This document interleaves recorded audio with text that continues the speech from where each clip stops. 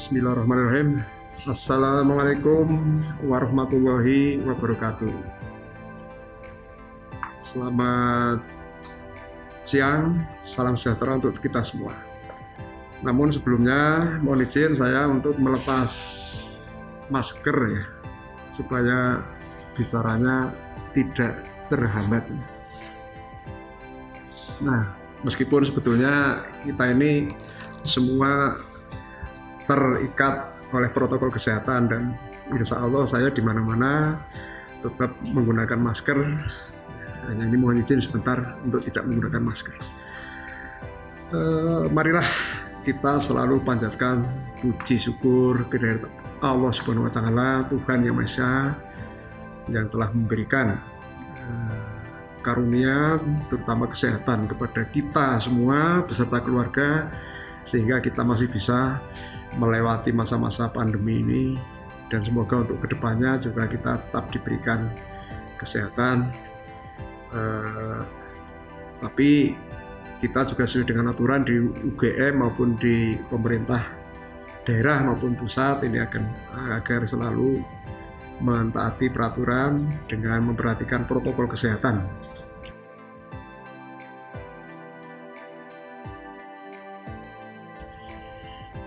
Adik-adik yang saya cintai, yang berbahagia, pertama-tama adalah saya tentunya sangat bergembira. Saya sebagai wakil dari pengelola Departemen Teknik Sipil ini sangat mengapresiasi keberhasilan adik-adik di dalam melewati seleksi masuk ya, menjadi mahasiswa Universitas Gadjah Mada.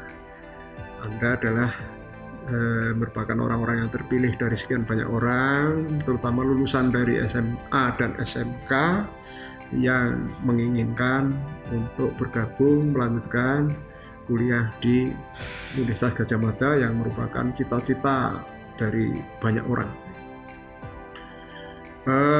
Untuk itu saya ucapkan selamat datang di Departemen Teknik Sipil,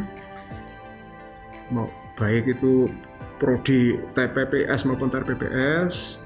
Selamat datang di Sekolah Vokasi, selamat datang di Universitas Gadjah Mada.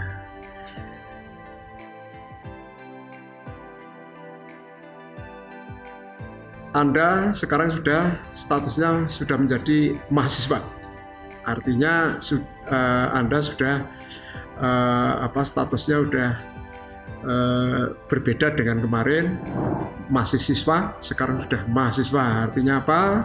Di situ terjadi perubahan di mana Anda sekarang sudah mempunyai tanggung jawab yang besar, mempunyai kemandirian, baik dari segi nanti belajarnya, mengatur waktu, mengatur kegiatan,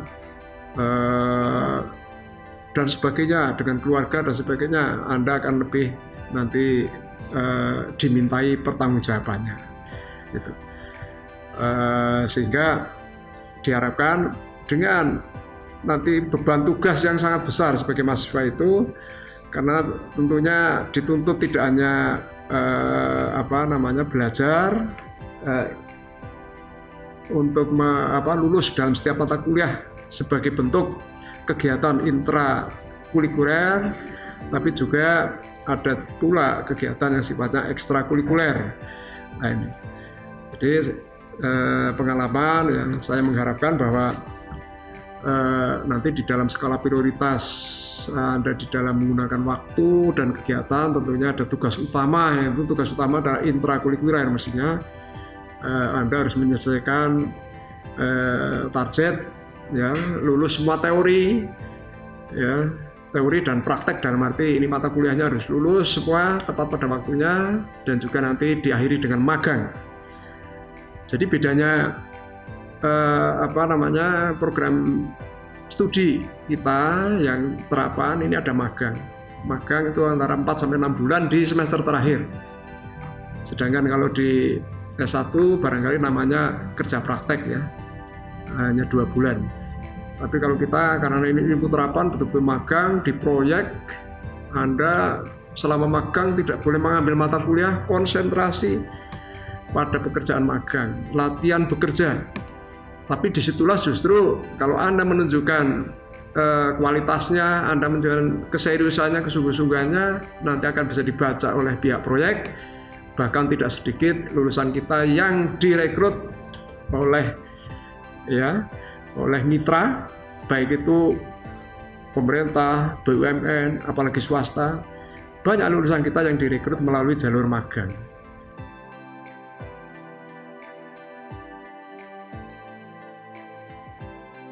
Saya ingin menekankan bahwa UGM sangat ketat dalam hal menanggapi isu pandemi COVID-19.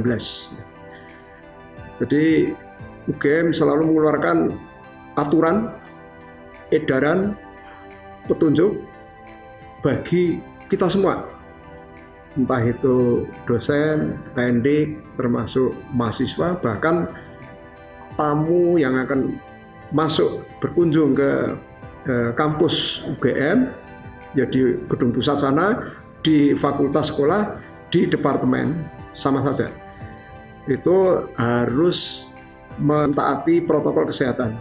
Jadi kalau meskipun kita, entah itu dosen, pendidik maupun mahasiswa, kalau tidak memenuhi protokol kesehatan, kita ditolak untuk masuk ke kampus.